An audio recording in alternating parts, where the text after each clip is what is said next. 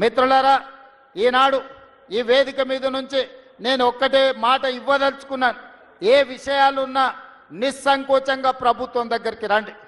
ప్రభుత్వానికి మీరు చెప్పండి, మీరు అడిగిన సమస్యల్ని 100% పరిష్కరించే చిత్తశుద్ధి బాధ్యతతో ఈ ప్రభుత్వం తీసుకుంటుంది. ఇక్కడ భారతీయ జనతా పార్టీకి సంబంధించిన పెద్దలు, మిత్రులు, యాదవ సంఘాల నాయకులు ఉన్నారు.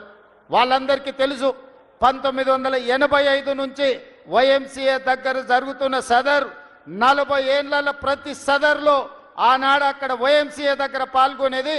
ఈనాడు తెలంగాణ రాష్ట్ర ముఖ్యమంత్రిగా యాదవ సదర్లో ఈ సమ్మేళనంలో పాల్గొని మీకు మాకున్న సంబంధం, మీ పట్ల మాకున్న ప్రత్యేకమైన అభిమానాన్ని ఈ రకంగా మేము వ్యక్తం చేస్తున్నాం.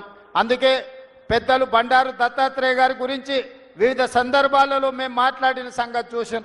ఈ తెలంగాణ రాష్ట్రంలోనే అరుదైన